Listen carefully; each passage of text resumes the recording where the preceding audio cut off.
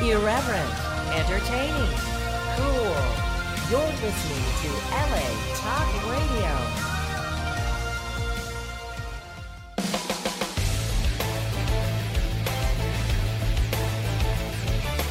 You're listening to the Sheena Metal Experience with your host, Sheena Metal, right here on LA Talk Radio. That's right. It's the Sheena Metal Experience right here on LA Talk Radio. For more info on the show, latalkradio.com, SheenaMetalExperience.com. Don't forget to email me and let me know what you think of the show, because I love that story. If you're looking for me online, it's so easy. I'm just at Sheena Metal everywhere on social media, and I'm the founder of a movement of peace, love, kindness, and unity. RaisingTheVibration.org is our nonprofit hub, and IamRaisingTheVibration.com is our rest of it. That's that's how we start out. It's our daily motivation site, and there's fun stuff up there. And the website for the nonprofit is coming. We have a great online community at TheVibrationNation.com and a blog and vlog site at AVibrationNation.com. And of course, my spiritual practice is at IamRaisingYourVibration.com and at SheenaMetalSpiritual.com. You can always email me, Sheena at IamRaisingYourVibration.com. Today on the show, special broadcast I like to call Lightworkers Unite, helping and healing all of y'all that want to call in and get a free reading, some psychic mediumship, a healing, some spiritual counseling, whatever works for you, whatever we feel in you. This is how you do it. You've got to send me a text message at my cell, 818-437-0886. That's 818-437-0886. Text me your name and number. We will get you on the list. Then we will call you and make you a part of the show. With me today, doing his first Lightworkers Unite, but certainly a regular here on the Sheena Metal Experience, my wonderful friend, Seph Dietlin. How are you, my friend? And a regular on my Haunted Playground show as well. That's true. I love you, and thank you for having me. I love you, too, and it's good to have you here, my friend. See, you. when you're on the radio, you can push the microphone in front of people and nobody sees it, but now you guys know all my secrets. This is a fun new format. I think you're going to love it. I'm just kind of hand-picking light workers that I love. You know, I love it. I saw one of the broadcasts from, I think, yesterday. Okay. Your guest, and I just saw what you guys were up to, which is great. And I really love the contribution aspect of it. And it's interesting because as you get other people in here, you're going to have the ability to, it's not just what we say, it's the whole intention behind sending love to people that we don't even know. Yes. But we do, because we're all connected Absolutely. in a very, very integral way. Absolutely we are. And by helping others, we help ourselves. And Absolutely. by helping others, by helping ourselves, we help others. Yeah. And we empower. I like the word empower sometimes instead of help, because it seems like you reach for a rung that's higher up on the ladder than just helping someone out of trouble. You're empowering them to live greatly. Yeah. Yeah, I love that. That's the funnest part of our work, I think, is, sometimes I'll have a session with someone and I'll get done and be like, wow, I just left this person ready to kick butt in the world. Yeah, I love that too. Yeah. And it's funny because so many people that I know that work in the spiritual arts will say, I can't take too many clients in a day because I get so exhausted. And I think, no, I get invigorated. I do too. And when I do these things, because I did 2 hours last night, and then I do 4 hours every Tuesday and 2 hours somewhere else in the week. So I do 3 shows. I came home last night and I was so happy and so exhausted. I was like giddy. I barely could keep my eyes open, but I was just as high as a kite on how good it feels to help people. Actually, I just thought of a kind of a cool, funny story. Want to hear it? It's last year I got up, and this is how fluent the angels speak to me, because I work with the angels. Sure. I woke up one morning and they said, book a trip to Florida for these specific dates. And I did. That's all I did was I booked a ticket. The next thing they did was they asked me to reach out to a specific place. And as a result of that, the response I got was, hey, we were looking for someone from out of town to teach that weekend anyways. Wow. So when I went to Florida and I went to Miami and I taught 35 people how to speak to the angels and how to actually have breakthroughs in their lives. And every time I got to see these people's eyes, and every time I got to see the relief that overcomes them because of the empathy that we have for when we share our gifts, we can feel the relief, or we can feel the shift that happens in them. Every one of those 35 people, I was like, you little bugger, the angels wanted to reach you this whole time. They just they just walked me through it step by step, and it's like, what a miraculous experience when you do that. I love that. That's Yeah. totally beautiful. So let's get somebody on. Yes. Let's have a miraculous experience now. I love it. But I think that's a great lesson, Seph, to just sort of live in the moment and let the universe drop things down in front of you. I always say that we spend so much time sort of banging on the door, slamming ourselves against the locked door, when what we really should do is crawl in the canoe, pull the oars in, let the current take us where we're supposed to go, and let the universe show us what our life is supposed to be. It's true, and the Maserati may still get in our lane without a turn signal, but that's okay. We love them anyways. All Maseratis are welcome here. All welcome. All welcome. Exactly. And there's always going to be setbacks and weird stuff that happens, but that's okay. Exactly. Because it's all for a reason, and it's happening for a reason. And sometimes it's just here to teach you patience, to teach you more about love, about acceptance, about surrender, all that stuff. So we're going to get Lindsay on the phone right now. And I'm going to be putting the link around everywhere. If you're listening to the show now and you're looking for the Facebook Live link, I'm going to be doing it right now. I'm doing this. This is what I do at once. If you wonder why I look like this during the show, I get the texts. I put people in the system. We take the calls. I run the microphones. I put up the Facebook link everywhere. So I'm like Shiva with the arms. So just bear with me. The link is coming, my friends. Okay, we just tried to get Lindsay on the air, and for whatever reason that didn't work. So we're going to go get somebody else on the air. And it's just then, all in the timing. Yeah, it's all in the timing. So we're going to get Amanda on the show right now. And that's okay. I wanted to get Lindsay on because it's her birthday. And she wanted a birthday reading. So we're going to have to see what's going on with her. Okay, here we go. We're going to get Amanda on now. And Amanda will be first. So how exciting for her. It's supposed to be who it's supposed to be, right, my friend? Exactly. It sure you is. always know that. Just let it be. And Amanda, welcome to the show, my friend. How are you? Hi, good. How are you? Wonderful. Thank you for being on the show. And say hi to Seph, and how may we help you? Hello. I have just been feeling like I have had a lot of things in my life recently that have been draining me. Okay. And I don't know if I'm going into the right direction as far as career-wise, and my health has been concerning recently. I've been having a lot of abdominal pains and worried about my heart with all the stress that has been going on. And I just feel like everything is just lost right now. Mm-hmm. Well, that's kind of your answer right there, is to start out. Yeah. And is that, I'll jump in, then I'll let Seph jump in, is that you feel you're spinning. You're frustrated. You're not dealing with the frustration. You're not finding out where you're supposed to go. You're not finding out where you're supposed to be. And so you're just kind of existing in a state of perpetual exasperation from minute to minute. And Definitely. you feel like you're holding your breath. And if you wonder why you're having trouble maybe with your heart skipping a beat, it's because you're not breathing enough and you're not deep breathing enough. And if you're wondering what's going on with your abdominal tract, it's because you're literally not digesting the energy of your life from day to day. So your digestion is being compromised. And the first thing I can tell you most importantly, sweetheart, is you have to breathe. You have to take some time every day and just do deep breathing. And then you need to figure out what it is that you really want and start moving towards that, and start thinking about what living means to you as opposed to surviving. Because you're kind of like heavily in survival mode, and it's just not boding well for you, right? It's not making you happy spiritually, emotionally, physically. None of it is making you happy. No. I'm trying to move into this career, and I just don't even know if this is the direction that I should be even going into because of how stressful it already is. Well, you know, it feels like something that you've always wanted to do, and that is a good thing for you to do. However, maybe you have to decide whether or not you want to take on the stress, because the stress of this career is not going to end. I mean, this isn't something where like tomorrow it's going to be like, okay, that was it. No more stress in this career. This is going to be a thing that's just stressful that's what it is, right? It's the job. Right. It's a high stress job. It just feels like I'm just lost. Yeah. I'm so sorry, my friend. I know it can feel that way, and I'm so sorry.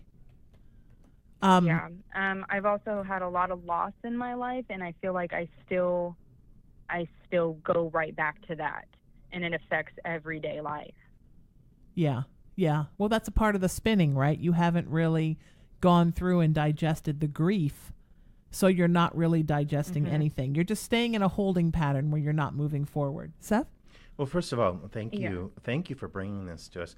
because this is very much like a lot of people right now. And I want you to take a nice deep breath in and out.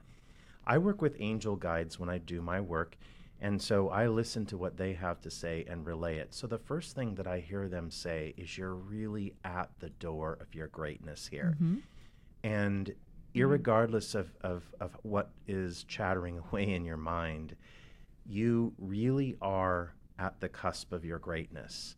And it's easy to let yourself believe that that's not possible because of the interpretation that you have of the other events that you call loss. Okay?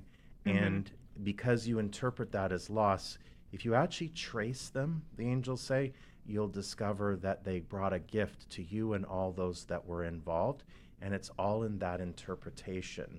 So when you let that go, it will help out a lot. Now, regarding I resonate with what Sheena said, which is that what you're working on is what you really want to do and what you feel is aligned with your soul's mission. And the thing that's stressing you out is not the job. It's about being in alignment. And there's some really cool tips where you get to have your cake and eat it too, because we are here to do that. Wink, wink, wink. And in that, what I mean is that you still get to do what you want to do. The reason that this career path is challenging you is because it's actually a portal for some of your greatest lessons. And by lessons, the universe isn't telling you that you fall short on information. We access all of that information from our higher selves. Our higher self is a library of absolutely everything that there is to know. And we turn to that library when we are challenged. And so at this particular time, you're being called to access that library and to learn something new. And from that, you become a more powerful being. One of the things I would recommend, because it will be a game changer, and I see the angels double underlining this in bold, start your day every morning with a specific guided meditation. And with that, what will happen is that you'll hear your own guidance from your higher self come in, and you can handle the day, get to do what you want to do. And with it, you won't have to actually feel stressed out. And the cool thing is when you do that and something stressful comes in your day, you'll have an expanded view of what's happening around you. And you're almost going to look around and you go, isn't that weird? This should be stressing me out, but I'm just observing it as it moves along like a little spider on the path. Right.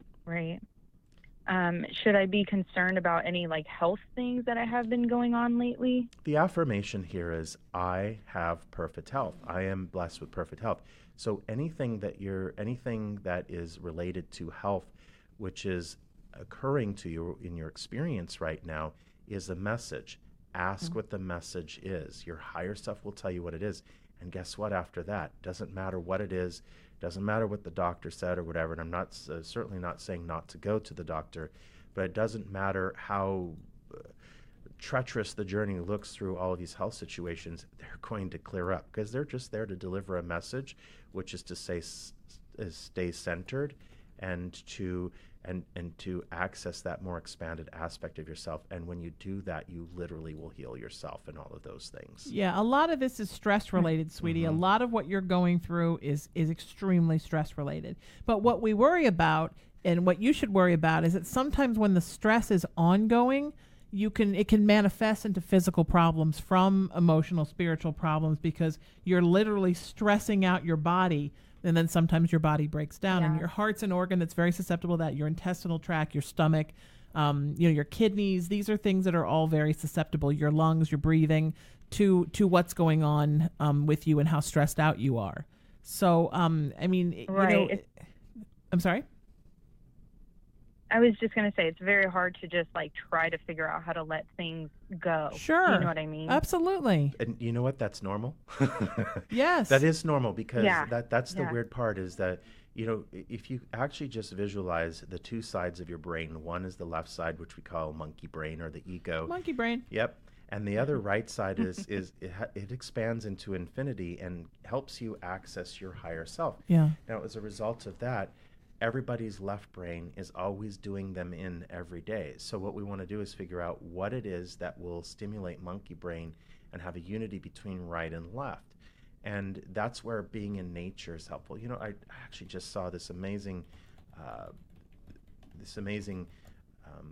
documentary advert for grounding, which is actually literally putting your feet in the ground and letting the earth center you, not with shoes, where you literally put your feet in the ground. But you know, you ever notice at a day at the beach, all these problems that seem so real, like suddenly you're like, what, you know, anything that you do is centering. Yeah, definitely. The problem is that those problems aren't real. It's that they're too big because we're understimulated, and we don't give credit to all the things that we do that would center us. Does that make sense? It's very true. I mean, if we started out at the beach every morning, went and meditated, and then went through the day and just observed it, went ha ha ha. Yeah. And how can you let, like, losing somebody, like, how can you let that go? Like, I have an anniversary coming up the end of this month, and this is a big one. And it's very stressful to just kind of get through the days with this. It's never easy, sweetheart. My mom's anniversary of her death is March 11th, so it's really coming up. I sort of, that whole week, sometimes I'll be really funky and not realize even what's going on with me, and then I'll think, oh, that's right, it's death anniversary week. I mean, I just think that we're cyclical creatures, so it's normal for us to sort of feel the cycle of that time of year again, and sometimes the melancholia that comes with it. But you have to remember with loss, sweetheart, that that you grow from loss, you know, and whether the loss is somebody leaves your life or somebody passes on, and that's how they don't leave your life, they just come into your life in a different way than they were. It makes you stronger, and it's a clearer, you get a little enlightenment out of it, and it's a good thing for you. It's just that I think we're so worried that if we don't hold on to everything so tightly, it's all going to sort of spill away in front of us and we're going to lose it. And I think that you are learning through this job, through the loss that you're dealing with, that you need a big old dose of let it go, baby, because sometimes you just need to surrender and let things go, and give how you feel about the loss over to the universe and say, I understand this loss was for a reason. Help me to process it better. You know, Seph works with angels. I kind of work directly with Source. That's sort of my thing. I'm a Source girl. And so Source can be very direct, and there's definitely a balance to the universe. And part of that balance is that there's a reason why someone has left your life, and there's something in it for you for your path. And sometimes it's really hard to see it, and you have to put a lot of work and a lot of time into it to realize it. But how I deal with loss is if it's an anniversary date of someone's passing, or someone's passing from my life, someone's dying, or someone just being dead to me, do something for yourself on that day. Do something beautiful for yourself to honor that day. Whether it was, your freedom from someone who no longer served you, or someone's freedom from an incarnate body that no longer served them. Either way, it's a positive thing. And do something to honor them, or do something to honor you, or you and them in a way where you take care of yourself and do something fun for you. Like Seph said, put your feet in the sand, go see a movie, make a nice bath, take an extra long shower, sit in a hot tub, watch something you like, eat something you like, something that where you really give back to yourself, because honey, you're not giving back to yourself nearly enough. And the other thing. Well, thank you. I'll try to take that advice. And the other thing is that, whatever loss occurs on whatever day, if we keep remembering it in a certain way, then we keep losing. So the loss only occurs on that certain day, if that makes sense. And so any situation is meant to be more powerful when the loss only occurs is contained to that one particular day, until we actually are able to reinterpret that experience in whatever way, because there is no loss ultimately from the higher perspective. No. And ultimately, every person that we ever come across, we're permanently entangled in a very loving way to them. And when we love back, irregardless of the situation, then we're actually more powerful. Yeah. Right. It's very Well, true. thank you guys so much. Oh, sweetheart, thank you. You're going to be just fine, and you take care of you, and we're here if you need us, and you know how to get a hold of me, and find us on Facebook, and let us know how you're doing, because we want to hear what's going on with you and how you are and what we can do to continue your progress and for you walking down your path. But I wish I could just have told her, get rid of that job, but it really feels like the job is where she needs to be. Well, it's all going to be okay in the end. Yeah. And it's interesting because the stress may seem related to the job, but it's manifesting unrelated to the job. Yes. Does that make sense? Yes, Yeah. yes. But the So- job is also, it comes with a lot of stress. It's But a- stress can be good stress. It's a teacher. Like my job is, let me tell you, let me tell you the kind of good stress in this girl's life. Today, I had to factor in between my private readings with clients a bathroom break. I was like, when am I going to go to the bathroom? Because I have clients. I do 3 shows on Tuesday. 2 of them are this format. People are texting me to get on the air. And I thought, okay, at 4 o'clock, from 4 to 4:05, I have to go to the bathroom because I drink a lot of water and I have to come here before the next show and make sure I go. That's literally the amount of stuff in my life right now, but it's good stress. So when you're in a good place, good stress makes you feel exhilarated, not freaked out. And that's the thing. And you know, it's funny.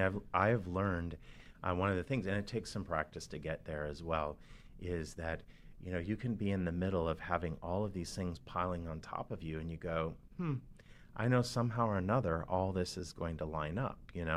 I started out this morning. I was in a mandatory meeting at my other job at BMW, and I had someone wanting to pick up a car right then, and it was like, and then coming here from Orange County, it was like, you know what? It's all going to work out just fine, and it did. I love that story. Yeah. This is my other job. It's more stress, but good stress, right? Mm-hmm, exactly. Good. Yeah, it all works out the way it's supposed to. You have to trust. And if it doesn't work out the way that you think it's supposed to, then you have to say, well, maybe what I thought was supposed to happen isn't what's supposed to happen, and universe, deliver me what's supposed to happen. And it's usually always in the end completely awesome. Yeah. Well, it's when you release it like that, then all of a sudden things start to line up. Yeah. And you'll see signs, you'll see synchronicities, and sometimes even that thing that you were waiting to happen, which you thought was stuck, will all of a sudden fall right into place. Absolutely. Yeah. All right. And with that, we're going to get Melissa on. If you're looking to get on the air, you text me 818-437-0886. This is it. My private cell phone. I just gave it out on the air. 818-437-0886. Text me your name and your number. And if you want to try to get on the air with us, we would love that. And you can talk to us like Amanda just did and like Melissa's going to. Welcome to the show, Melissa. How are you? Oh, I'm great. How are you? Wonderful. It's good to hear your voice. Oh, wonderful. It's good to hear you, too. Say hi to Seph, and how may we help you? Hello. Hi, Seth. I was actually waiting for Miss Patty. Oh, Miss Patty is not with me today. She'll be with me next week. Are you okay? Oh. Are you okay to talk to us? Or are you only here to talk to Miss Patty?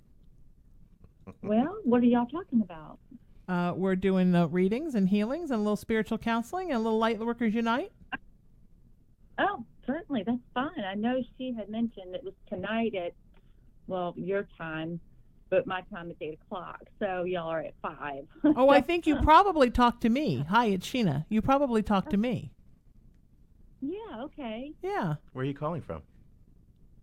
Richmond, Virginia. Oh, cool. Beautiful. So, of course, my good friend Patty Negri is one of the other light workers that I work with sometimes here on Lightworkers Unite. And I'm kind of putting together a crop of these amazing people, Melissa, and so that we can 2 or 3 times a week do these shows for you. That's great. I see your posts all the time, so it's wonderful. Wonderful, sweetie. What's on your mind? How may we help you? Well, I just have, I've been having some issues with a few orbs. I've had a few things going on, things being thrown in the bathroom. Had a shelf actually broke out of nowhere. I was actually in the living room when that happened, and it just completely shattered. And just didn't know what was actually going on. So I didn't know if maybe you guys would be able to help with that. Sweetie, you got a little bit of a haunted house. Is this something, this activity, is it recent, or is it something that's been going on for a while in the house and it's just gotten kicked up more recently? I have actually been followed by a couple of entities since I was about maybe 4. One of them was actually at an old house. It was actually next to a slave owner's house. And I saw this, it was like a ballroom dance. And the lady came over and she sat by the bed and she stroked my hair and she's like, everything is going to be okay. Right. And ever since then, I've kind of felt her presence every now and again. But here lately I haven't felt her, but with these other things that are going on, I want to say I came face to face with the devil. And of course that was also when I was 4 years old. My friend and I were riding our bikes down a dirt road, and there were a line of trees, and some man walked across the road with a wheelbarrow full of fire. I remember it distinctly. He was wearing jeans, and he was wearing a red and black plaid shirt.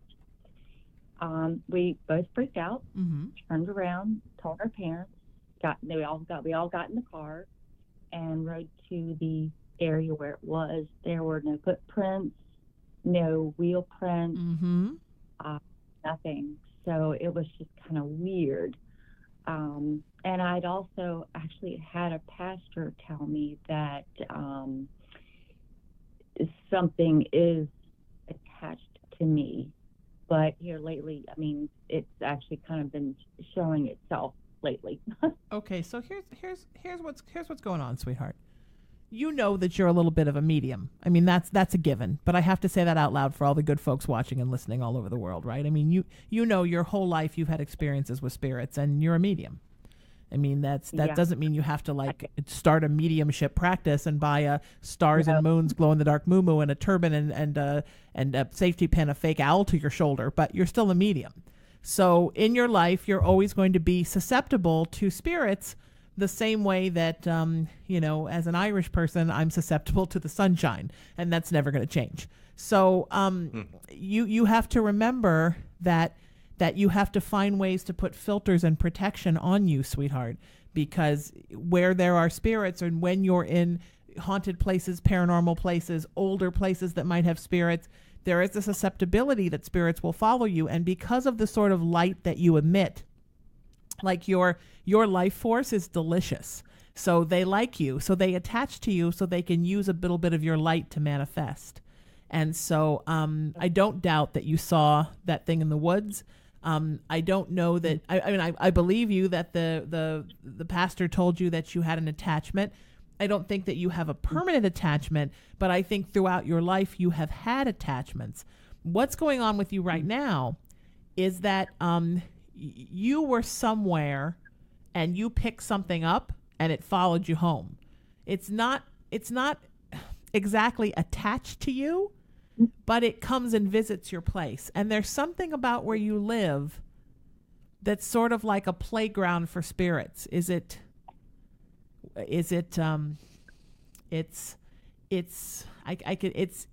something about it that it has a history of haunting. It's older. It's in an area with water, ley lines. It's a combination, kind of a perfect storm of the paranormal. And so your home is very susceptible to being sort of a haunted playground, so to speak. And so this little thing has followed you. Now, what we have to figure out is, where were you when you picked this thing up? Do you remember where you were when it happened? Because you were somewhere that was very old and very active. Did you go on a ghost investigation or something on purpose? No, actually, it even happened even before we went to Vegas, and we went to, Zach Baggins' Haunted Museum. It happened even before then. Yeah, it's not from Vegas. Vegas I didn't attachments have feel any very attachments different. there. And it's not from Zach's museum. No, Zach Bagan's museum. No, because that stuff's all, first of all, everything in Zach's museum, I have been told, is extremely warded. And I believe that because of how he conducts sort of his paranormal business. But also, Absolutely. it doesn't feel like it's from that museum. It's from where you are. From the region of the country where you live. It's someplace that you went locally just recently and you picked it up. I'm trying to, trace my steps, and I'm Something old. Somewhere old. Old home, old area. Old something. Seth? No. There's only two pieces that I get here. First of all, with regards to the activity, I keep seeing a connection to alcohol bottles. So I don't know if someone around you drinks or where your habits are with regards to alcohol. If you yourself, I don't drink. what's My that? husband does. Who does? I don't drink. I don't drink, but my husband does. Okay, yeah, because Okay. I just see alcohol bottles around that, and actually that being sort of the portal.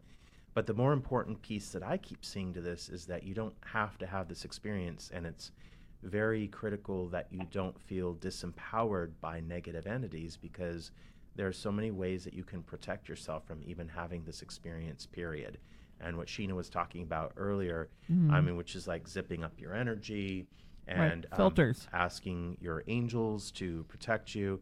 And so if this is an experience that you truly, truly, truly do not want, all you have to do is ask for it to go away, and it will permanently be removed from your life. There's no negative entity that can come and against your will or against the will of your guardian angels come and place fear in your life. Right. But let's talk about that for a second, because I feel like there's part of you that's kind of fascinated with the whole thing. That's what I picked up too. With spirits and everything. So, on one hand, you don't like it when they follow you home, but you keep sort of playing with them. And that's okay. It's okay to be fascinated with it, but you have to make sure that you put filters up, because you're a medium and you're susceptible to it. That's the bottom line. I can't go in the sun without suntan lotion. Some people can, and they're fine. They go lay in the sun, they're fine. I lay in the sun for 10 minutes and I turn red like a lobster, and then I peel, and then it happens all over again. So I know that I have to pull out like the FPF 200 in order to be able to go in the sun. You're like that with spirits. So you need to find a way to put the protection on you so that spirits don't follow you home. Or, one day you could be somewhere that's not very warded, like some places I can think of in Los Angeles that are not as warded as Zach's museum. And you could wind up taking something, really ugly home. And I've seen that when I've taken people to these historic places, and then they start getting sick after a half hour, and I'm like, oh yeah, it's the ghost. It's haunted. So I don't want to see, you get sick or any harm come to you. And I think if your husband drinks, quite a bit, is that true? Quite a bit? Pretty much as soon as he gets home, Yeah, he okay. kind of uses that as an excuse to go to sleep. Right. So that use of alcohol is just sort of encouraging the spirits to kind of come and play, because when you drink a lot, you lower your spiritual immune system. So your husband's lowering his spiritual immune system at night, and that's, we normally have protection that we use to guard us against negative things, but his guard goes down when he drinks, and your guard is just naturally down because you're a medium. How many times am I going to say that? You're a medium. So anyway, you just need a protection, sweetie. Now, I like sage, I like oils, I like candles, I like crystals. I think it would be smart to get some white candles and keep them burning in your house whenever you're home. Okay. I think it would, if you don't want to do candles while you sleep, get an oil diffuser, one that doesn't burn, and burn some lavender and some sage oil. Just kind of let it burn in the house all night long in a diffuser to sort of keep, put it in your bedroom, and when you get up at night to go to the bathroom, just pour more water in it and start it up again to sort of clear the air. And then do you have black tourmaline and selenite stones?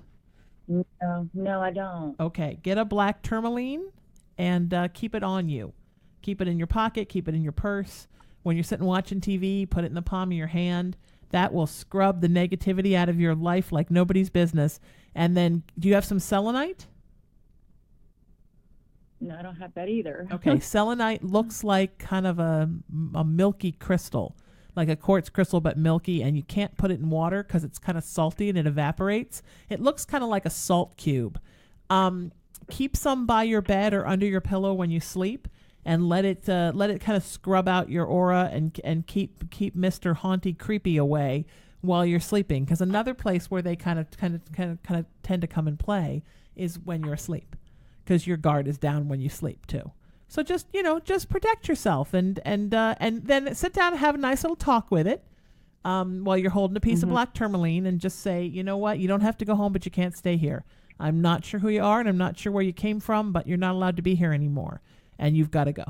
And chase it out, because spirits are fun to go see, like at Waverly Hills Sanatorium, but they're not fun to have in your house because they're a nuisance and they're creepy. And they break down your immune system, and then everyone starts fighting, and it's like you offered to feed a homeless guy on the street, and then he wound up moving in and he never leaves. I mean, it's that kind of thing. They're not allowed to be permanent guests that never go home. Right. And I also believe that that's actually part of a lot of the arguments that are happening here in the house as well. Absolutely. Yes. Yeah. That's a lot of it, my friend. So beware of that.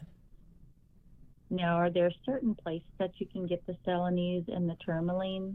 Yeah, I mean, do you have is there a good crystal shop that you know of by you, or a metaphysical bookstore?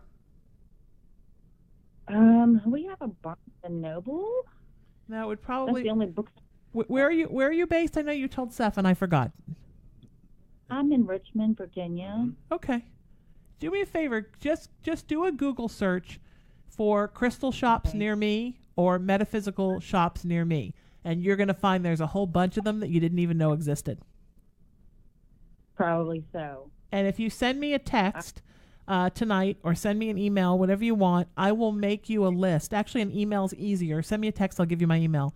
I will make you a list of kind of a starter kit for stones to go and pick some stones up. They don't have to be big ones. They're not expensive when you get the little ones. They're a few dollars a piece. And make you a little starter kit to get started of things that you should have. You should have a quartz crystal, an amethyst, a rose quartz, and you should definitely have a tourmaline and a selenite. Okay. Okay, and, great. And they'll have oils and sage and all that stuff there too. So that's what I do. When I go to a new place, like I'm teaching for a weekend or something, like Seph says he did in Miami, I automatically get there, and the first thing I do is Google metaphysical shops near me. And man, I have found the coolest places. I found this place in this little tiny inner city neighborhood in Memphis, one of the best spiritual shops I have ever been to in my life. Just gorgeous. So wow. You're going to be all right, my friend. Places. I'm sure there's places around here. I've just never, paid much attention to it. Well, and also regarding crystals, you can find them. There's actually shops that cater to people who collect crystals just for their geological value. Sure. And that's a really great place to go. Like a lapidary shop. Yeah. Yeah. Yep. Absolutely. Okay. You're going to be just fine, my friend, and we're thinking about you. And please stay in touch and let me know how it's going and how it went. And I will make sure to give Patty your best and tell her that you're thinking about her. And it was great to have you on the show with us, and we're so thankful. And I'm so thankful to you, my friend Seph, for this. This is so fun. Thank you. It's funny when we're talking about the crystal shops and things.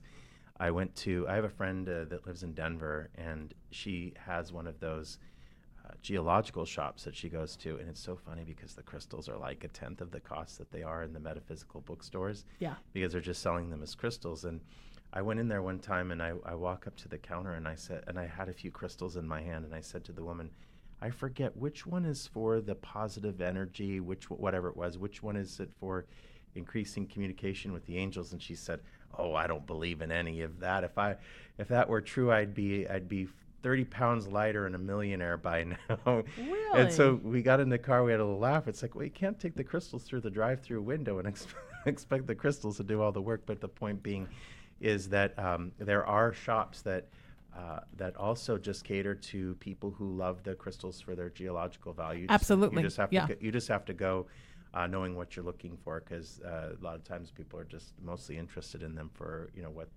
how they look. There is a fantastic place in the Los Angeles area if you're in the San Fernando Valley. It's in West Hills, California. It's called Native Spirit Lodge. It is amazing, and the crystals are beautiful, and they're cheap. And I try to go there and get something at least once a month. I go and get something. Sometimes I can't help myself, and I go once a week. They have every kind of stone, like just a wall of stones, everything. And it's neat because in each pile of stones, they have little pieces of paper that tell you what the stone is and what it's for. So even if you just are thinking that you resonate with a stone, but you're not sure if you can get it, you can take the little piece of paper home and think about it, and then come back and you know just what you want. Or if you're thinking about buying gifts for people, they also have a wonderful deal always on amazing stone bracelets and rings and all different kinds of things. I had this finger, I'll show you on camera, my ring finger on my right hand. I was in a car accident a couple of years ago, and it got yanked out when it was on the steering wheel. Somebody rear-ended me on the freeway. And it developed like a trigger finger, and I could only bend it like that far. And I had some work done on my hand. I had somebody massage my hand, and I was wearing a regular diamond ring on this hand, and she said, you got to take this ring off because it's too much on your finger, and you have to let the finger breathe. And then I was in a metaphysical shop, and I heard Spirit say, you need to get a hematite ring. Oh, yeah. And I thought, where the hell am I going to get a hematite ring? And then in front of me was a basket of hematite rings, $4. So I had to say that part because I'm a practical psychic. Yeah. And so I went, and she had told me if you put anything on your finger, it has to be loose. So I got a size bigger than what I normally should have, and I stuck it on my finger, and within 2 hours, I could bend this finger all the way down. So sometimes when it's raining out and my finger feels a little stiff, and so I keep this ring on my finger, and sometimes I just keep this ring on my finger all the time because I love the way it heals. And oddly, a segue from our last conversation is the hematite is a protection from yes, negative it is. energy. Yes, and you know what, Melissa? You should get some hematite too. Mm-hmm. Yes, it's fantastic protection, right? Yes. Yeah. The stone is a little brittle, and sometimes it's weird because when you have a lot of negative energy, all of a sudden the ring will break, and you're like, oh, I took that one to its limit. I've heard that. Yeah, yes. Then you got to go get another one. I actually have a friend that had a hematite necklace. I mean, it looked like a Native American necklace with all these stones, and it went down. He had it like 3 days, and it exploded. And he took it back in pieces, and they said, well, you probably were being really hard on it. And he said, it's just hanging on my neck. I'm not doing anything. And they gave him another one. I thought that was very nice because I'm sure that was not. But when this finger was bad, he had a hematite bracelet that had broken, and he just had tied off the end, so it was like a strand, and he was trying to figure out what to do with them. And I was wrapping it around my finger one night before I got this band because it hurt so bad, so I just kept wrapping the beads around it, and all of a sudden it just went, and beads flew all over. We're chasing him down his hardwood. Yeah, hematite has a mind of its own. But if you're not sure you're a believer, hematite is a magnet stone, which means that it helps to increase blood flow, and wherever in your body you're increasing blood flow, those are places where pain and inflammation can't live. So just so you know, we're not so woo-woo. There's medical reasons too, Seph, right? Oh, of course. All plays in together. Jessica, welcome to the show. It's so great to have you here, my friend. Here we go. We're getting her on the show. There's a little noise that Skype makes. Oh, no, it's ringing. When it's getting people on the show, it's like, boo, boo, boo. I love the Skype noises. The little Skype noises? Yeah. Welcome to the show, Jessica. How are you? I'm nervous to be talking to you, but I'm excited. Why are you nervous? Don't be nervous. Say hi to Seph. See how lovely he is? Hi, Jessica. Hi.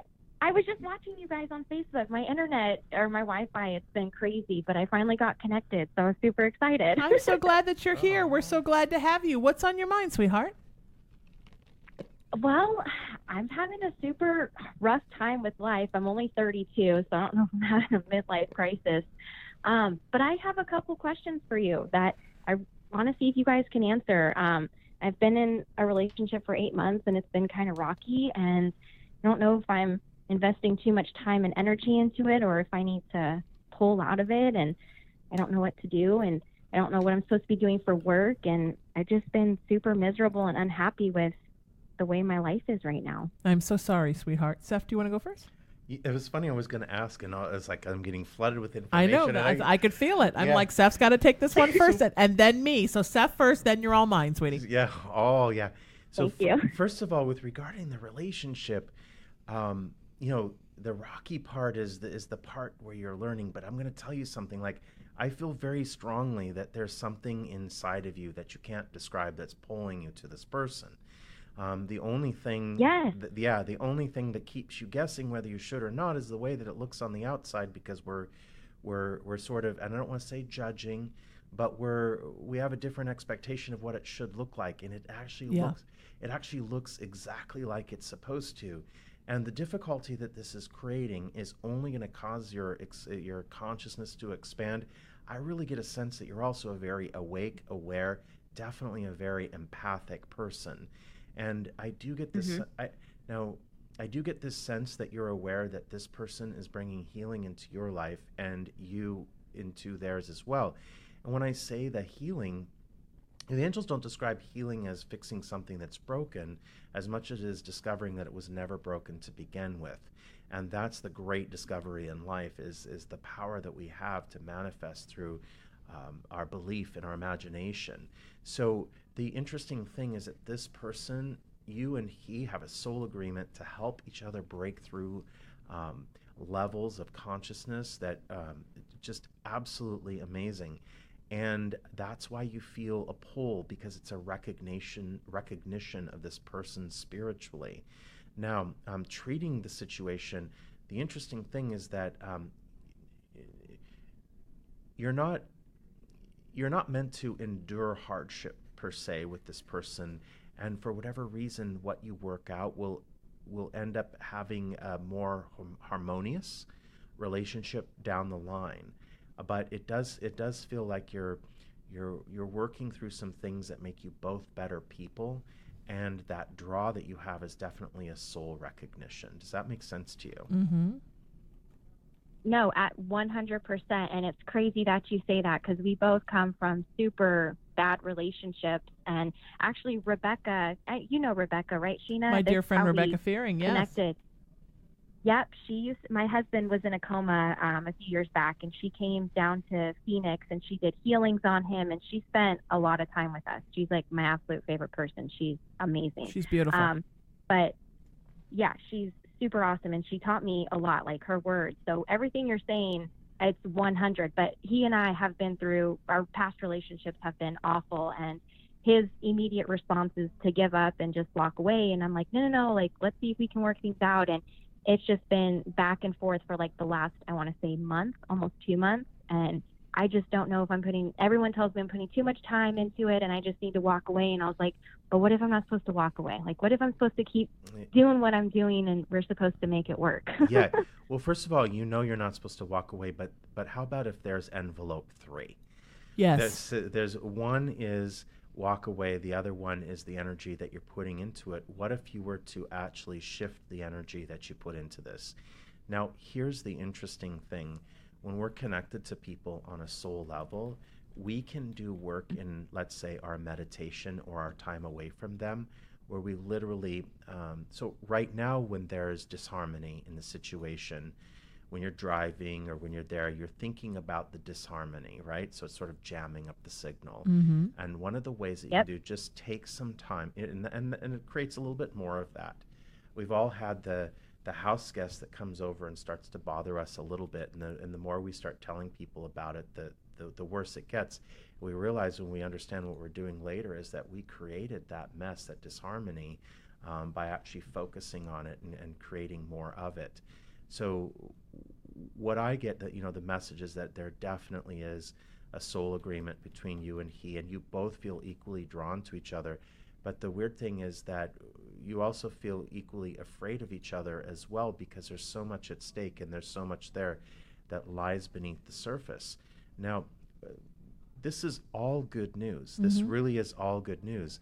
Now, the way that you can actually smooth out the waves and sort of unjam the signals is when you have your time alone, allow yourself to drop into the heart space and feel the love that you have for this person and the love that you have for yourself. and just allow that to be a shockwave that you send out into the universe, and you'll definitely smooth out the waves. You can learn the lessons that you're supposed to learn. In other words, you came into each other's lives to teach each other very valuable lessons, and you can actually gain that insight without the bumpy flight. If that makes sense. It's like flying over the Rockies. When you fly from LA to New York, you get the bumpy part. You don't have to have the bumpy flight. And at the same time, the bumpy flight doesn't mean bad. So honor your heart. I don't really get the sense that this has crossed a line of, where either person is, discourteous to each other. Right. I just get that they're reacting out of fear. Does that make sense to you? And yes, 100%. Yeah. And it's very interesting. When you drop into your heart space, because these tears of joy will come through your eyes and it'll come right from your heart all the way up. So when you make that, it's really an ascent, but feels like a descent because it's lower in your body. When you make that descent into that heart space, just keep going until you feel that release, and it will release all of that. And that way when you flip it around, you'll be like, okay, I get it. Because we're all looking for validation from a person that comes into our lives. And they're looking for it too. And it's interesting because in a certain way, we came to each other for other things. But when we drop into our heart space, then our head stops doing all the work and our heart starts taking over. That's what I get from the angels for you. Yeah, and you know what? So now I feel much better. and actually, I get a message about the job thing too. Don't look anymore for your job. Just do what's in front of you right now.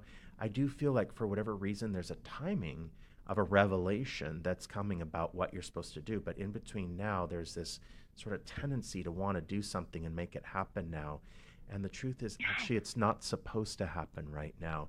And right now, there's some sort of battery charging, energy charging period in your life that's like literally put your hands down, put your feet down, put your feet up, whatever it is. Visualize yourself on that hammock on the beach, between the two palm trees, whatever it is that you can. Right now is an energy charging time for you. And the only reason why you don't have ideas and you feel a loss of direction is because sometimes that's the way the universe tells us not to do anything.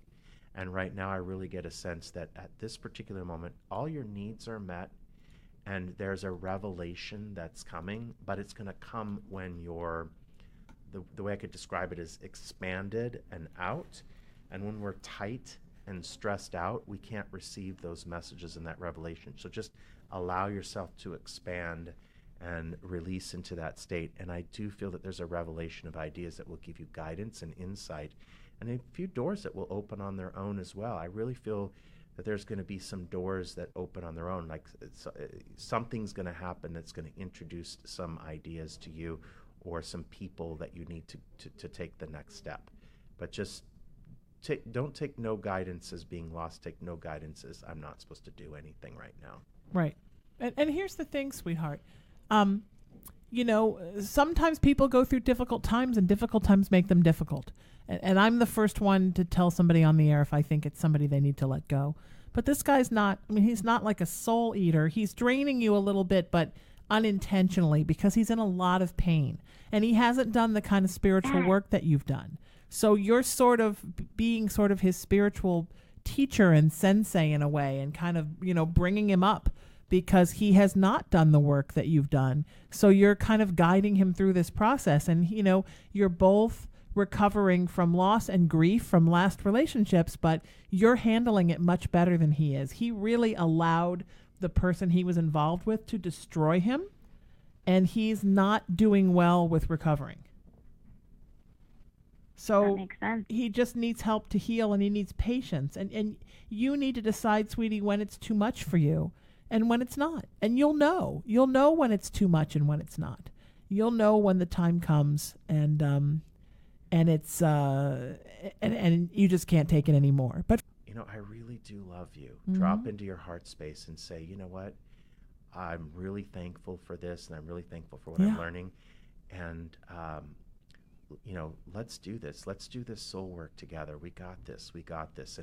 And you can communicate that from soul to soul, from higher self to higher self, without having to have an uncomfortable conversation that may use buzz terms and let the mind interfere with the translation of what you're trying to say. Absolutely, sweetheart. You keep up the fight, and you let us know how it's going, because I really want to know what's going on with this relationship and how you're holding up. And I'm going to send so much love and light into both of you. Me too. And let's see if we can, Seph and I can send some healing into him and help him out a little bit. But a soul tie is a beautiful thing. And when you find one, they're not that common. When you find one, you need to sort of investigate it and see where you can make it go and try to put your all into it.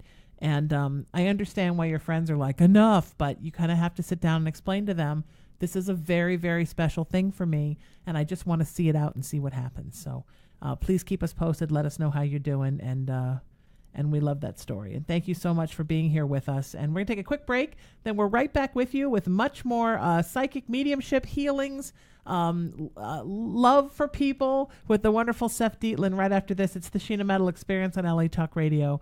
Lightworkers Unite tonight. We'll be right back. Sheena Metal Experience right here on LA Talk Radio. For more info on the show, latalkradio.com, SheenaMetalExperience.com. Don't forget to email me and let me know what you think of the show. Tonight, Lightworkers Unite. My friend Seph Dietlin is here. And we are taking your calls, helping and healing, doing some psychic mediumship, spiritual counseling, and just making you feel better all this show. If you want to post about us or check out the link for the live Facebook Live on social media, I'm just at Sheena Metal everywhere. And of course, while you're online, please check out my movement of peace, love, kindness, and unity at IamRaisingTheVibration.com and at raisingthevibration.org. My spiritual practice is at SheenaMetalSpiritual.com, and IamRaisingYourVibration.com. Seph, where's yours? Well, I'm at TalkToMyAngels.com. Nice. That's beautiful. I love that. Exactly. I couldn't believe that website was available, but then duh. I should get sourcesays.com. That's Source is telling you. So for those of you that are joining us again on Facebook Live, the gods of Facebook killed our link. This happens a lot during Facebook Live broadcasts here when we do Lightworkers Unite. The energy gets so intense that Facebook freaks out. So for those of you who I'll put a follow-up link up everywhere so you can see the second half, and you get to see a lovely photo of me getting up, taking off my knee brace, and limping out the door in my shorts. So this is what I hide when you just see me here, and you get to see all of me, including my limp. And yes, my knee is fine. For everybody who wants to know and asks a lot, I fell off the stage workshopping a musical in October, and I thought it had healed fine. And then when the weather switched here in Southern California, it got very cold and very rainy, the tendon got stretched out, and it's slowly but surely healing, but I do limp a lot, and sometimes I wear a little baby knee brace. So now all my secrets are revealed, Seph, and all my secrets are revealed. 818-437-0886. That's my cell phone. You text me your name and number there, and then we get you on for a reading. That's how it works. We're working through our list right now. We've had great people so far, and Seph, how are you loving doing this? This is your first time on Lightworkers Unite. Yes, exactly. I'm loving having you. I always enjoy being in the studio, and I enjoy whatever I can do to share my gifts with others. I love that. That's so important, right? It's so funny how the best way I could say it is that the world consciousness lives in this sort of preservation mode, like, saving money or whatever, which is all very practical and all that. But the realization that we come to is that when we give what we have, somehow or another, it all comes back to us multiplied. It really gives us an opportunity to go, I just want to give. I love that. Me too. I just want to be, when people ask me now, what do you do for a living? I just say, I'm in service. Yeah, because everything I do is about being in service. And when people say, well, what's your religion? And I say, it's in service. Peace, love, and joy. Yeah, that's my exactly. Peace, love, kindness, and unity, and raising the vibration, and just being in service. We got Susie on the phone now. Susie, welcome to the show. How are you? Hey, folks. How we doing? Yeah, it's wonderful to hear your voice, my friend. Say hi to Seph, and what's on your mind? Seph, it's a pleasure to meet you. You too. Being that we have someone who chats with angels tonight, and everything, I've been wanting to get to know my spirit guides and my angels around me. So if we can introduce me and if they have any messages for me. Ooh. Oh, nice. This one's all yours, big guy. Oh, I'm glad to take it too. Susie, right? Yep. Okay. That's correct. Correct. Well, first of all, the first message when I just heard your voice, and the first thing that I got is that you are a very confident human being, and as much as you may not believe you are, you do know that you are. I just see a lot of confidence. I'm not sure why I'm supposed to say that first, but I do believe that came from your angels, because before you just right away when you first started to speak, I just saw confidence around you. So I do feel that they're sharing that with me because you're about to take some big steps forward that's taking a great amount of courage for you. Does that make sense? And I feel like, I don't want to say you're on your own on this, but you really are dependent on yourself for some of the things that you're moving into a stage of greatness. Does this make sense to you? Mm-hmm. Shifting. Susie? Yes, there is a transition afoot. Yeah, there is. Yeah, there sure is. And the interesting thing is that you're not on your own because you've got them around you, but you are on your own. In other words, you don't have another human being that you can rely on to do this. And there's a reason that you're on your own for this, because that you are coming upon an appointed time for you to have a great connectivity with your angel guides as well. You can actually literally simply invite them in and they will. So initially it will be synchronicity. Love synchronicity. You're thinking, oh gosh, I'll think something like, for example, I need to call my friend that lives in New York, and all of a sudden I'll be passed by someone with a New York license plate. So be very, very aware of everything that you see in your reality, because that's one of the ways that the angels start speaking to us, or the universe, because universe, angels, whatever, it's all a stream of consciousness.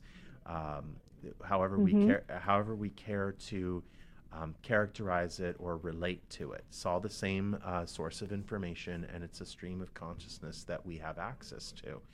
And also our reality plays with the stream of consciousness. I don't know why I'm supposed to mention this, because you're also a very practical person too. Do you know scientifically there is basically what we call the divine matrix, which is literally energy, the energy that fills the spaces. So this is the conduit where everything speaks to everything. So if you're aware of something at one moment and reality speaks to you through a sign at another moment, just know that all of that is being conducted, or it's a conduit. It's being conducted through, think of fiber optic cables that are going through the entire universe, which is why how easy it is to open up that two-way communication. The other thing that I like to tell people is, don't expect to look into a corner and see a winged being sitting there. Often we'll see a disturbance of energy, which looks like, for example, the best way I could describe it is when you're filling up, when someone's filling up with gas and you see the vapors coming out. It'll look like that in the air, and then all of a sudden you'll have an inner knowing, or you'll receive telepathically information, and that's how they appear to us, whether they're like my mom comes to me that way, as well as the angels, and St. Francis as well comes and visits me a lot. I love St. Francis oh so my much. God. I love me some St. Francis. Yeah, and the weird thing is that they'll point out a lot of synchronicity with the feathers and that sort of thing. You'll see miraculous things happen. I've seen feathers fall out of the sky and there wasn't a bird around. Right. It'll just come out of nowhere. But I do feel like that as much as I can discuss this with you, I feel like energetically this is actually taking hold of you at this time. And even our interaction is interactive. And I guess the way I would describe this in another way, I wrote a book one time that I channeled from the angels, and they told me at one time that I would help people connect with them. And I wrote this book that was channeled, and the only person I let them read it the first thing they said to me is wow, I could actually feel the angels around me when I was reading this book. So when we are around or having a conversation, a lot of times the work that we do, like Sheena and I here, we actually invite that energy in, and energetically more miraculous things are happening besides the words that are spoken back and forth between us. So there is a sort of a download that's taking place in you right now. Does that make sense to you? Yes, as Sheena knows, she and I are buddies. My home and my environment is just a high traffic area for my family on the other side, and lots of other people. And I've often wondered if I was empathic Of course you are. I just am trying to connect the dots here, if you will. Right. And very often we look for this to show up in a way that's different. And that's where we sort of block ourselves from being fully immersed in it, is the best way that I could say. And the other thing that I would add to that is that you are fully immersed in it. You are fully immersed in it, and you can allow yourself to unfold and expand in that relationship. The weird thing is the things that happen that defy. I came up here. I drove up here from Orange County, and no gas left. My fuel gauge. It said, and the weird thing is, it said I had 111 miles of range. And at one point in the middle of the journey, I realized that I still had 111 miles. Now, this is a 50-mile journey, right? And towards the end of the journey, I realized I still had 111 miles of range, and the needle in my gas tank hadn't moved a bit. Not that I can't afford the gas, but in the middle of that journey, I decided, the angels want to play because I'm working with them today. Right. So, would that be something I'd go to my practical job and tell people about? Who knew? But, we get to have these very miraculous experiences, and the more that we see them and accept them, the more and greater that they arrive in our lives. So the best way I could say is that you are definitely already there, and it's just a matter of letting it unfold and become even more magical and enchanting. And honey, as you are changing, everything around you is changing. And the things that you thought that you wanted and that you thought you felt and that where you thought you belonged is changing as you are realizing that everything in your life is changing because you're growing. Like Seph said, you're growing, you're changing, and you're getting better. So go with that. Don't fear that. Don't fear the loss of family, friends, companionship because you're changing, because you're doing exactly what you're supposed to do, which is being on your path, staying enlightened, staying in love, and taking in everything that the universe is giving you empathically, emotionally, intellectually, and growing to be a happier, stronger, more enlightened, more involved, more loving person. Now, other people might not be able to come with you because they're not growing at that same rate. And you have to sort of, I talk about this all the time, that your soul path with somebody, we think it's supposed to be like a 2-lane highway where the lines run parallel to each other the whole time. But it's not. It's weaving in and out and in and out and in and out. And even with people that are your best friends, sometimes you go through phases where you don't see them, or you go through periods where you're not as close. And that's okay, because everybody grows at different rates. And sometimes you grow apart and grow together and grow apart and grow together as you're finding places where your path is in the same place, your growth is in the same place. So don't be scared if now feels like an alienated time, because this is a time, sweetheart, where you're shifting from who you were to who you are. And sometimes the growing pains can smart a little bit. And it's okay to feel that way, love. So everything you're feeling is perfectly okay. And that's what you need to know, that it's all okay. You know? That's cool. Thank you. The question I have, it seems like the universe has called me into photography. Yes. And everything. Is there some guidance if that's the direction I should go, or how I'm supposed to use this gift? Does the angels have anything to say about that? Well, first of all, they already, the fact that you know that you're supposed to be there means that you're already receiving the message. And so this, I'm not here to connect you in this particular instance. I'm here to validate that you're already connected. And I want you to receive that and actually literally believe that.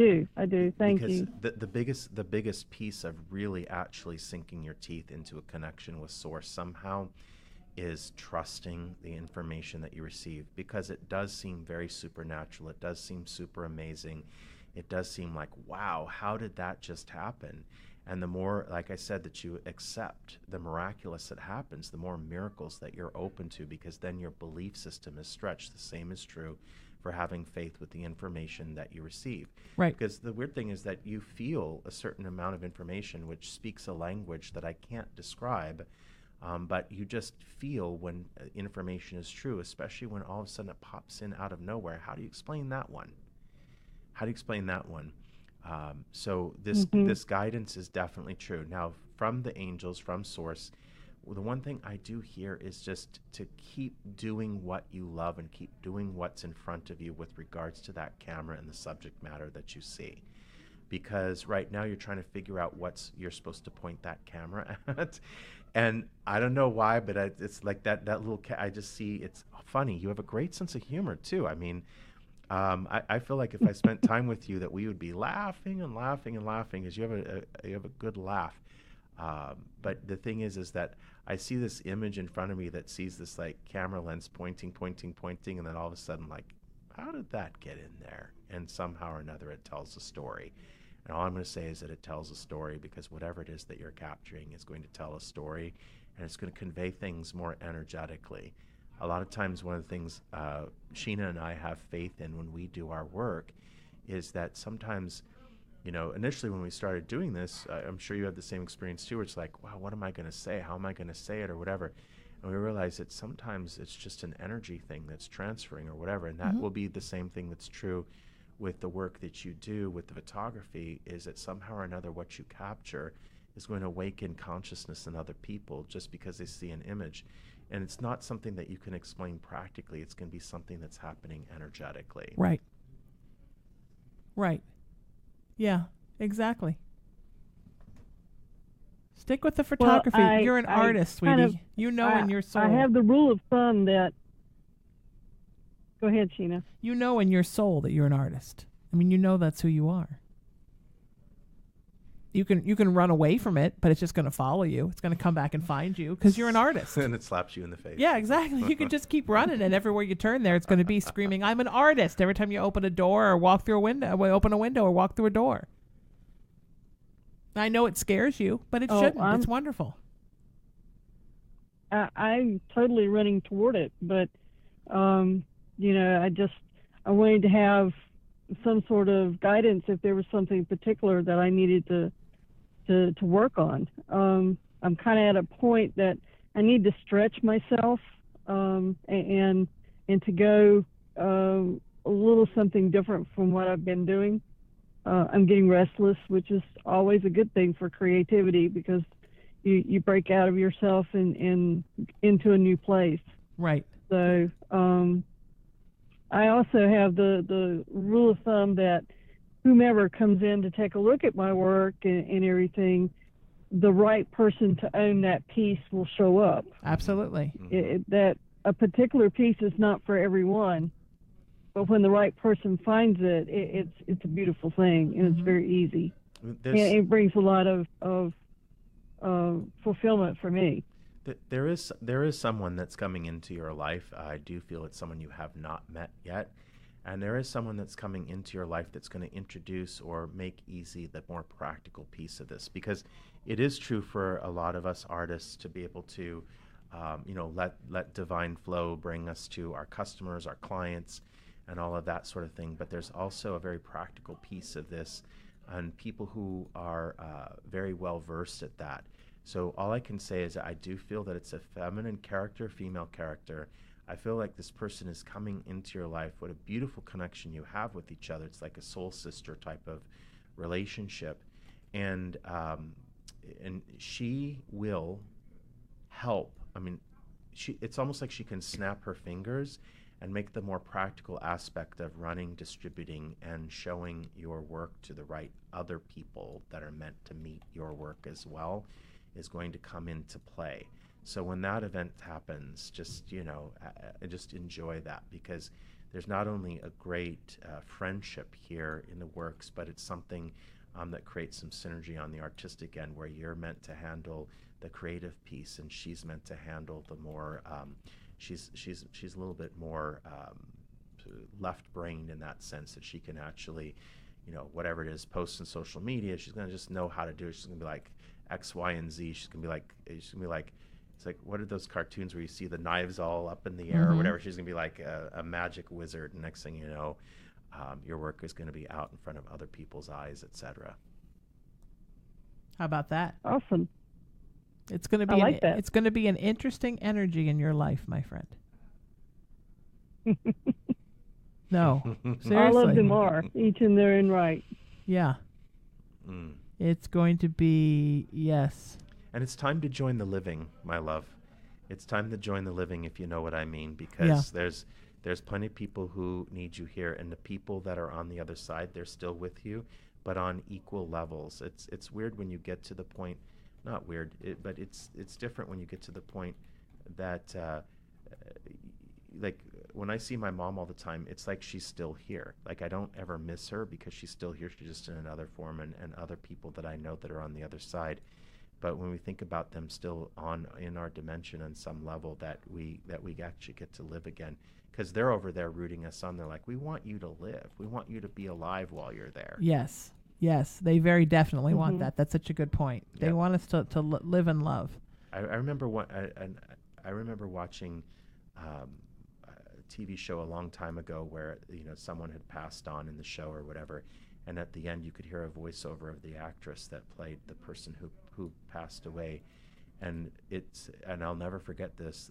The line was, "Don't look for me because I'm not here. I'm in your heart, and I'm alive, and I want you to go and live." And it's like, that's what those of us who have gone before us want us to do. They want us to just immerse ourselves in this experience and enjoy it so fully. Yeah, I agree. I totally agree.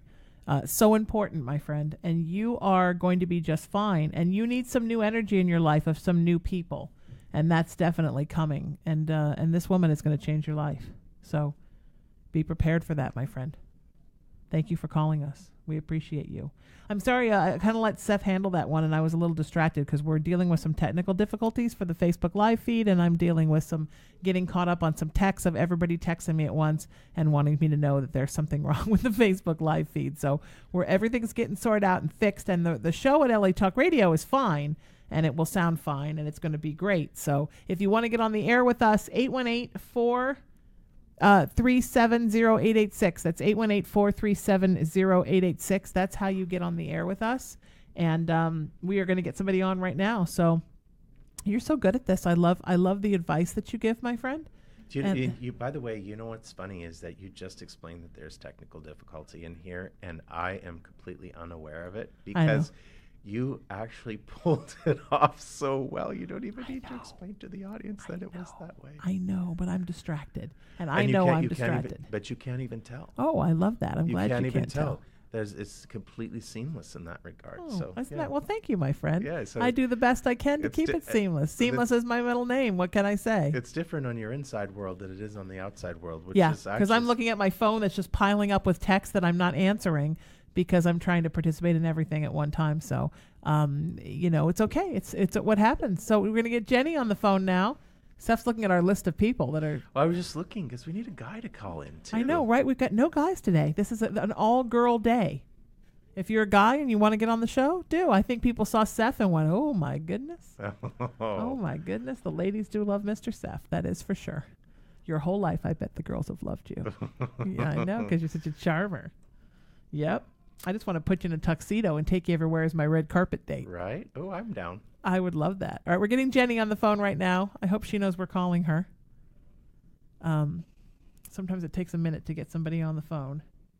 And if you want to get on live with us, 818-437-0886. That's how you do it. 818-437-0886. Send me your name and your number, and we'll get you on the show, get you on the list to get you on the show. Jenny, welcome. Tone, please record your message. Oh, that's not Jenny. That's a recording. All right. So, Seph, give us the information for how to get a hold of you again. Oh, it's talktomyangels.com. And actually, I also have a little promotion from the show today as well to help Sheena's movement. I love that. Raising your vibration. So if anyone wants to book a session with me, they go to my site, talktomyangels.com, and there's a link there where you can book a session with me. Use the code ANGELVIBE, which gives a 10% discount on the reading and then another 10% contribution to Sheena's organization, Raising the Vibration. Yep, absolutely. Yeah, absolutely. Okay, let's see. Do we have somebody? Are you with us, Jenny? Oh, I think I have to call her back. Let's try this again. Yep, and I appreciate you making a donation to the movement. We can find us at raisingthevibration.org, and I am raisingthevibration.com. And we have a great online community here online on social media at thevibration.nation.com. Jenny, welcome to the show. It's so great to have you here. Thank you, Sheena. How are you? Good to hear your voice. You too. Thank you. Say hi to Seph. I'm doing well. How may we help you today? Well, I've been for the last 10 years burning a lot of family karma on my mom's side, and about a year ago, my grandfather, he visited me, and it was like a blood-curdling experience. It was really scary, and I didn't know if you had any insights on it, or. I mean, do you know why it was like that, or you just had a visceral reaction to him? Well, he caused a lot of the, bad karma in my family, and so I think just seeing him just made me just really, terrified, because I think his soul was so, ugly. I'm not sure. Yeah, I kind of feel like he had to see me. He had to see himself through me. That's kind of how I felt at the time. His soul was ugly. I mean, it's ugly. I mean, not a person who gave back to people, not a person who was genuine, a creator of drama and chaos, right? Yeah. Very narcissistic absolutely. and very into tearing everybody apart and making everybody be at each other's throats, and just caused a lot of the trouble in the family. And I don't mind you. I'm not surprised you had a reaction to him. Here's what's going on, sweetie. You like Seph and I've been talking about this whole show. You've grown. You've done work on yourself. You're above all of that drama and chaos that goes on in your family now. You've grown beyond that dynamic spiritually and emotionally. So being around your grandfather or any of the drama chaos inducers now is like, ugh, like it's like you just oil and water now. You just absolutely do not resonate with each other anymore. Yeah. Well, I broke out of my marriage some years ago, 10 years ago, and that's when I started breaking a lot of the family drama, because my grandmother, she went into a mental insane asylum, had shock therapy, because she couldn't get out of her marriage. But I did get out of my marriage. It was good for you. Similar. I married a narcissist and finally got out of it. And it's been 10 years, and I've burned through so much family history or family karma. And I don't know. I just didn't know if my grandfather actually had a message, or if he was just, I don't know. No. I guess. Okay. So first of all, since you've said the N word, your grandfather was a complete and utter malignant narcissist. Yeah. And that's why you married a narcissist, because we grow up around them and then we turn around and we partner with them. So first of all, sweetheart, all of my prayers with you, and congratulations for getting away. That's the most important thing in this lifetime that you've done, is get away from that, because that would have killed you. Seriously, was killing you slowly and would have just finished you off. So, like I said, congratulations on getting away from that. The second thing is that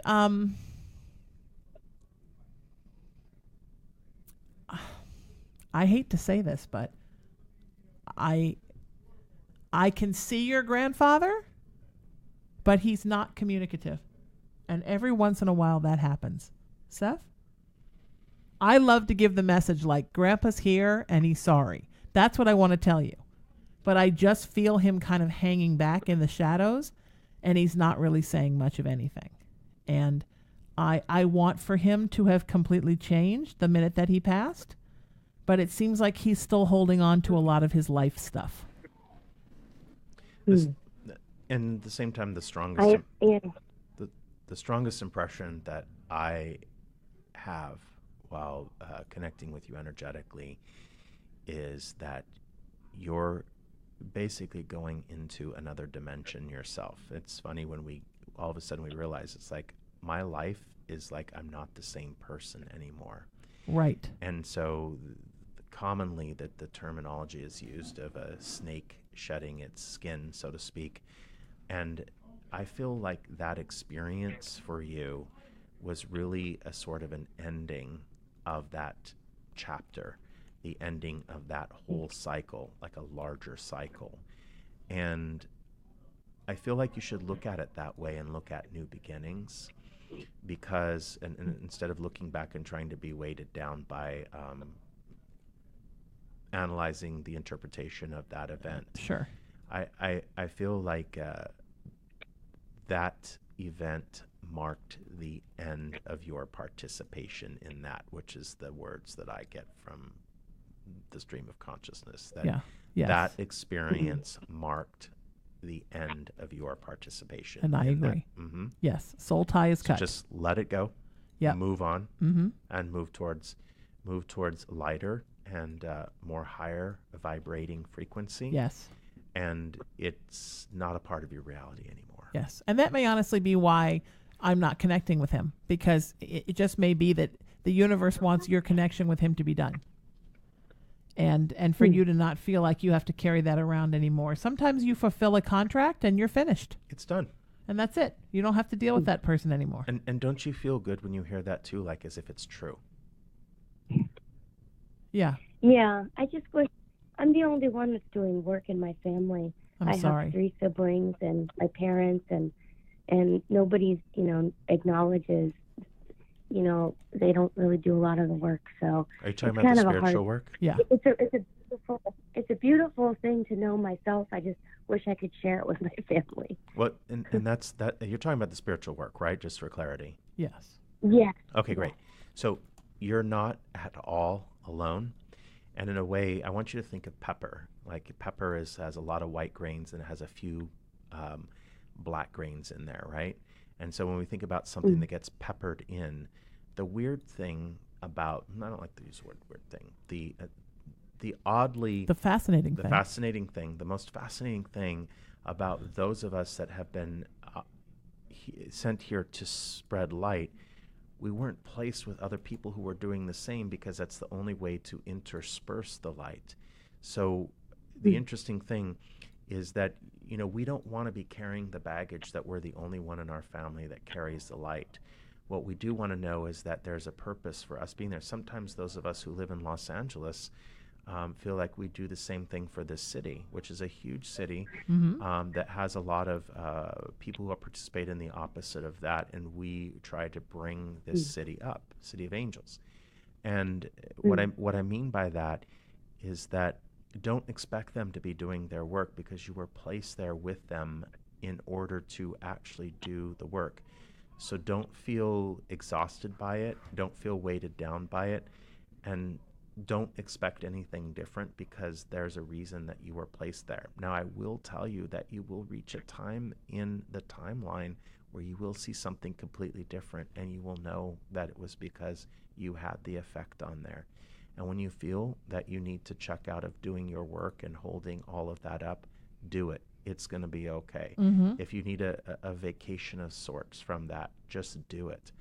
But know that you are there to do that. And there is not a single light worker that I ever meet, that you'll ever meet, that will say, oh, well, that's too bad, because I grew up in a family full of light and all that. I'm surrounded by people with light all day long. Yeah, I'm so surprised. I never had a single problem in my life. It was always all light in my family. How did you get the short end of the stick up there? I know for me, there was nothing but light. Just light every day. Just a bucket of honey that never stopped. And you know what the oddest thing is, like, for whatever reason, I got called to work in a car dealership selling cars. Can you imagine bringing light into a place like that? And it turns out there's tons of it there.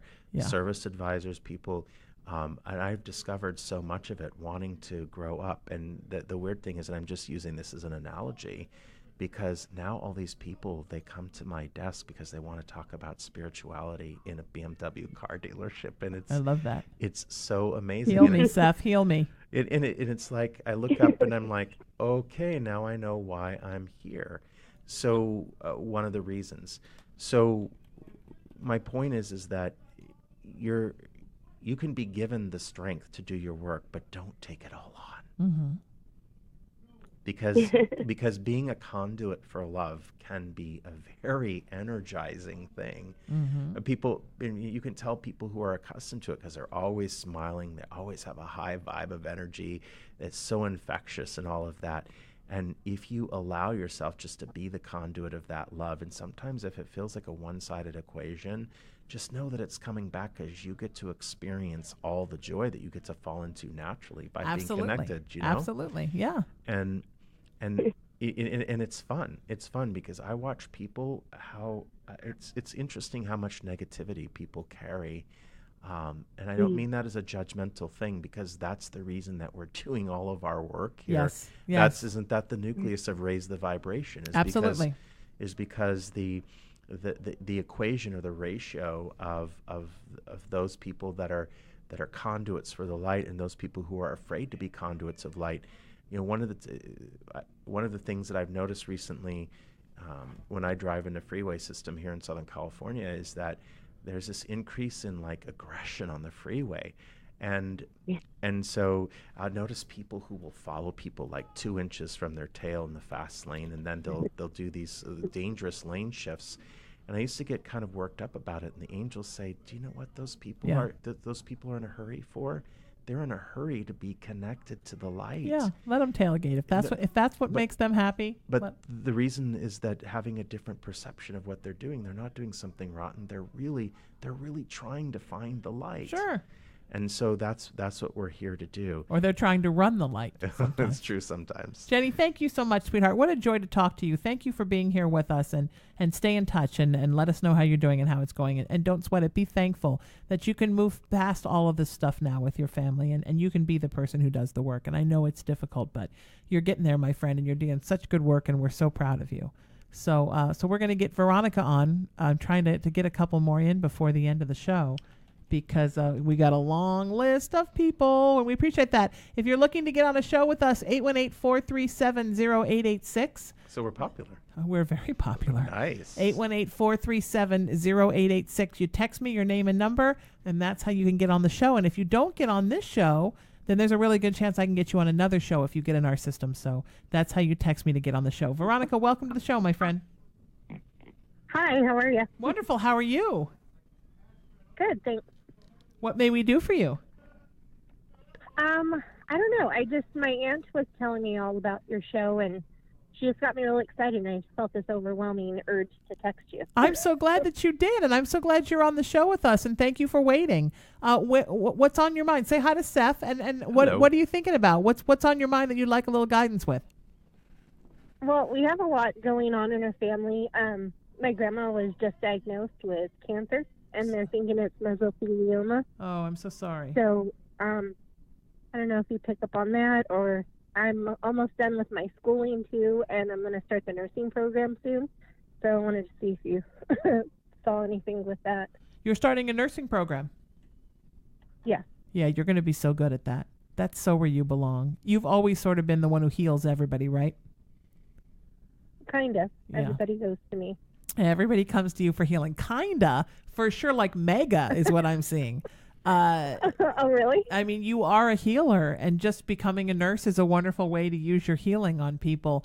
And you're going to be so wonderful with patients. You're going to really, really love nursing school. It's going to kick your ass, but you're going to love it.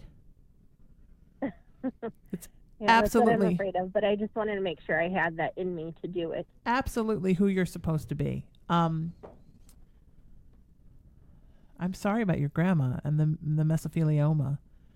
Yeah. I don't really feel like it's as big of a threat as it seems. I was going to say that, and then I didn't know if I should say that on the air. I think she's going to be okay. She's going to respond well to treatment. Yeah, no, I have a good feeling about it too, but everybody's just acting like it's the end scary. of the world, but I really don't feel that in my heart. It's scary. I mean, it's always scary, I think, when a diagnosis like that happens. I feel like it's not mesothelioma. Is it okay that I feel like that? I feel like it's because, And what's more, it doesn't even matter if it is or isn't. No, it doesn't. Which is what I think is what you're picking up on. It's a kind of cancer, but I feel like it's maybe not that kind of cancer. And I think that as time goes by and the treatments start and the evaluations start more and more, they're going to discover that it's something that she responds well to. And I feel like whoever gave her the diagnosis gave her kind of a cryptic diagnosis, and they could have delivered that in a much gentler, less cryptic way, which you will learn when you're a nurse. more bedside manner. Yeah. So they kind of scared the living hell out of her, and they didn't really need to. I mean, obviously she's got to be proactive and do the work and take the treatments and stay healthy. But yeah. And through this, she needs to breathe. Yeah. It's so important that she oxygenates her system through this. She needs to make sure she breathes a lot, goes out for walks, takes deep breaths, gets a little breathing machine and breathes, because it's so important that she continues to fill her body with oxygen. It will so help her healing. But I mean, she didn't like work around asbestos, did she? No, and that's what we were trying to figure out. Like, odd where diagnosis. could have she been exposed? But Right. I She's mean, not she a was in coal her miner. 70s, and that's kind of the time. Right. Yeah, it's an odd diagnosis. And she's not a smoker, right? She used to be Okay. for over 40 years. Oh, okay. Well, maybe that's what it is. Yeah, I just feel like whoever delivered the diagnosis could have done it in a gentler way and given her more hope. Because your ability, all of your ability in the family to keep her hopeful is going to contribute so much to her success rate. You know? Seth? Yeah, I have a good feeling about it. So there's two But I'm things. glad you saw that too. Yes. There's two things that I feel overwhelmingly aware of, impressions. And the first one has to do with the fact that it's not such a coincidence that you're going into the health field and you have this coming up all at the same time. And I do feel just a message that says open your eyes and watch what takes place around you, because somehow or another it's helpful. That's the extent of the message that I have. And I believe that you're already doing that, so I don't think that's a new message. I feel that that's a validating message, if that makes sense. You got the sense that somehow or another there was a synchronicity in the timing. But the larger impression that I'm left with is that there are family ties that have been, let's say they've gone through some changes, and those changes have created some distance. And I see this particular situation taking your family through a journey of reconnecting. I just saw an image of like circuitry working again, where it was like basically conducting again. So I do feel this overwhelming sense that, I don't want to say rifts because I wouldn't give power to that, but it's time for some reason your family's circling back to a connectivity level that you once had and it seems like was lost. Does that also make sense to you? No, that is so accurate. Yes. Mm-hmm. And so that's exactly what's going on. And so here's the powerful thing that you have to do, because like the last caller that we had, you're holding your family together with the light that you emit. There's one other person in your family that does. I feel like your comrades in that suit, but for whatever reason, it's most important that you hold the vision that this is an experience that's blessing your family with greater connectivity, that it's not as dire as it seems, and perceiving the situation that way instead of a diagnosis. Because I don't know how to create context for this. And when I say that, I mean, could you imagine going back in time and giving a reading to someone who would invent the iPod and say, someday you're gonna invent a device that's gonna hold 5,000 CDs? Be like, what are you talking about? Would never have context for that until it actually existed, right? Right. Sure. So the best way I can say this is that the way that this takes the positive turns moving forward, you won't have the context for it, but do know that this is a journey that's taking you to somewhere of greater connectivity. And I also hear from the angels and guides that connectivity is very healing for her as well. So don't be surprised if it's interrelated to an upward momentum in her health. Okay. Yeah. Mm-hmm. You're going to be just kind of fine. taking, like you just hit it that was just amazing how you said it. Yeah, there is a little distance in our family of certain members, and this is going to bring everybody together. Come together. This is going to be the conduit to bring everybody together, and this is why it happened. And Grandma's sort of taken the brunt of it all because she's always held the family together, right? She's been the one that always wanted to hold the family together. And now her being sick is going to hold the family together. And don't expect that reconnecting to be easy. It will be challenging, but it will be okay. But it's going to happen. Mm-hmm. Take care, sweetheart. We loved having you. And thank you so much for being here with us and for being terrific. And we're sending lots of extra love and prayers to Grandma. And being the matriarch, right through her life. She's also full of light, too, I can see. Yeah. She's fantastic. All right, we got one more. Time for one more quick, and it's a guy. Are you happy? Yeah. A guy. There was a guy on the list. Welcome. We got Bill on the line. Welcome to the show, my friend. Hello. Hi. Say hi to Seph, and how may we help you? Hello, Seth. Hello. Nice to meet you. You too. So, I want to, Sheena off the air has heard me talk about many of my relatives, but I want to bring up one that I've never brought up before and see if I can connect with them a little bit. I was named after an uncle who died at the age of 14 of leukemia. He was my dad's baby brother. Wow. And his name was Billy. And my dad chose me. He had 3 sons, and I was the third one. And he chose quite deliberately which one of us was going to get that name. He didn't even know there were going to be 3 sons. I guess he didn't stop trying until he found a namesake. And I asked him once why he waited, and he said, "I know a Billy when I see one." And I've been told I'm a lot like him. And I want to see if I can connect with him a little bit beyond just my dad's telling me of him, because I feel like there's things he didn't tell me that would be worth knowing. My first question to ask is, do you think that this person is someone other than yourself?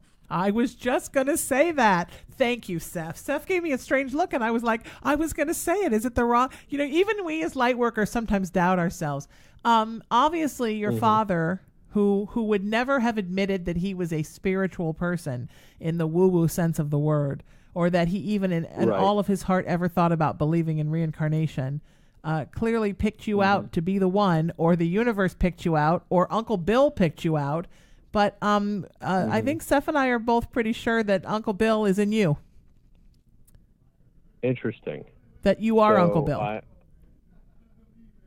Well, okay. I mean, I've already outlived him by nearly 40 years. The first time around, it was meant to be the other way. The second time around, it's meant to be something different. There's a very fascinating true story if you go into past life stuff. And so I forget the actual names, but this is well documented. A woman who was born in, I believe it was England, and she knew that she belonged somewhere else. It was in Ireland, and she went and she found her own grave, and she went and found her own kids. And her kids are like, "I swear that's our mother." She knew who she was, and she found herself in England. There's a lot of very fascinating stories about people who have this relationship. In my family, my sister had a little girl that I swear is a piece of my mom. So she's just like her. So the thing that I get is that very strongly is that, Uncle Billy isn't anything that is outside of yourself. And when you let that unfold, it's going to be a very powerful, very powerful revelation for you that's going to bring a lot of gifts into your life, because there's a lot of whatever he started or whatever he did that you're meant to finish, per se. Yeah. And there is also an expectation of soul for you to have a perfect life, because his life was cut so short. And he is, your soul is trying to have this life that was idealized, that he idealized for himself. And then it was cut short because he died rather suddenly. Yeah, and the most important thing is that I think you said 14 years that he was here, was the 14 years that he had agreed to be in that body, or that, moreover, I'm asserting you agreed to be in that body and then come back with the same, and we have soul pods, or basically soul families, and so you agreed to come back in this other sense. And it's interesting because I do feel that the relationship that you have with your dad is very strikingly similar to the relationship that he had with this brother. Interesting. Yeah. So, and the weird. Well, my dad was a very intense character. He was a Jekyll and Hyde character. Right. And yet somehow even with the Jekyll and Hyde, and even with plenty of damage I incurred from the Hyde aspect of him, I still am his favorite. Yep. Welcome to planet Earth. You were his favorite because his brother was his favorite. Again, he chose very deliberately to name me after him, and he often did say that. As I got older, he didn't just say this in a wishful thinking way. He said that I reminded him of him. Yep. And he didn't even know the universe. He just suddenly got the download that it was this kid. He didn't even understand what he was doing or what the purpose of it was. He thought it was all his idea. Do you know? And this is I'm going to tell you this story because it's sort of a pattern here that you'll see emerging. My mom was very awake and very aware, and she used to always say that she would eventually have a little girl, and she had a name picked out. And my sister, who has this name, was born 10 years after my youngest brother, and she's the person who had the little girl. That is my mother that's incarnated. So for whatever reason, my mom and her have disagreement or whatever. Does that make sense? And so absolutely. In that particular way, in a certain level of awareness that people can't necessarily admit to, people still do things innately that's accessing that bank of information. And so whether they're using terminology like we use or whether they're not, they're still innately accessing that level, and their actions are a reflection of that access. Absolutely, that's true. Yeah. You know what? That's the best and most exciting news you've probably heard in a long time, my friend, and we thank you so much for the call. Ponder that, and we will talk soon. Thank you all for calling in, for being wonderful. Seph, thank you for being here. Let's do this again soon. I love it. I'd love to get you in once a month to do this. Thank you. Where can people find you online, my friend? TalkToMyAngels.com. Do it, my friends. And I'm at I Am Raising Your Vibration and SheenaMetal.com and SheenaMetalSpiritual.com. I Am Raising Your Vibration.com. SheenaMetalSpiritual.com. You can email me, Sheena, at IamRaisingYourVibration.com, or text me, 818-437-0886. If you want a private session, if you want to get on a future show with us in the line for a free reading. Everybody we didn't get to tonight, we're so sorry. We have to throw to the top folks that have not had readings before, because that's how it works here. So we do this twice a week here on the Sheena Metal Experience, and every Tuesday on my Haunted Playground show that can be found at hauntedplayground.com. We're at SheenaMetalExperience.com and LATalkRadio.com. It's the Sheena Metal Experience on LA Talk Radio. And you know what happens here, my friends. Every Monday through Friday, 5 to 7 p.m. Pacific time, we rip the veil off the human sideshow and expose those big old Homo sapiens at their most bizarre sometimes and at their most beautiful every single day. And you know it's my show, and that's true, my friends. It is my show, but what it really is, always and forever, it's your experience. Thanks for listening. Have a great night. I'll see you all tomorrow right here on LA Talk Radio.